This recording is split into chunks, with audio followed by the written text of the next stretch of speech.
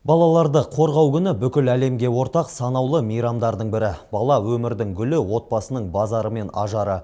Айтулы мерекеге орай облыс орталығында өткен түрлі фестивальдар мен балалар көрмесі көпшілік назарына ұсынылды. Олардың ойы таза, көңілі ақ пейілі кең. Әлемнің бар байлығы баланың балқылығына жетпейді. Мерекеге орай Атшабар скверінде дәстүрлі түрде балаларға арналған жас таланттардың көрмесі ұйымдастырылды. Мұнда қылқалам шеберлерінің картинкаларымен қатар түрлі қолөнер бұйымдар қойылған. Сондай-ақ Еркемай 2016 фестивалі аясында балабақша бүлдіршіндері би түрлерінен сынға түсті. Ал балабақша тәрбиеленушілер авангардты киім үлгілері флешмоб би сайысында барын салып өнерлерін көрсетті. Бүгінгі балалар мейрамы құтты болсын. Бала өмір гүлі демекші, бүгін балаларымыздың бәрі гүлденіп, жарқырап жүр. Әрдайым осылай жарқырап гүлденіп жүре берсін, бізді қуанта берсін. Бүгінгі тәрбиешілерімізге рахмет. Осындай мереке бізге сыйлап жатқанына. Балаларды қорғау күні мереке ғана емес, сонымен қатар болашаққа бағдар беруші маңызды шаралардың бірі.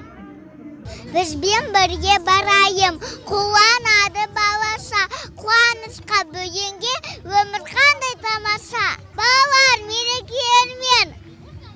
Бұл күні мүмкіндігі шектеулі балғындарды ұмыт болмады. Қалалық мәдениет үйінде қайырымдық концерт өтті. Мұндағы жиынға Меркіден Риверданс балдық би студиясы, Камертон жас дәурен сынды ансамбль тәрбиеленушілері өз өнерлерін көрсетіп балаларға қуаныш сыйлады. Балаларының бал бұлжанған көздерін көрген ата-аналар алғыстарын білдірді. 1 мамыр балаларды қорғау күні мерекесіне орай өткізіп жатқан іс-шаралары осы балаларымызды елеп ескеріп, осындай мерекелерде балаларға осындай іс-шаралардың өтуіне өте қуанышты. Балаларымыздың денсаулығы мықты болып, осындай мерекеден мерекеге жете берсін. Дәл осы күні бүлдіршіндерді адамгершілік, әділдік қоғамда өз орнын құру үшін балаларға бар жағдай жасау керектігі тағы бір мәрте паш етілді. Қазақстандағы жалпы балалардың барлығын мерекесімен құттықтаймын. Ұйымдастырушыларға көптен көп алғысымды айтамын. Балаларға тек бақыт, денсаулық тілеймін. Өсіп өркендей берсін.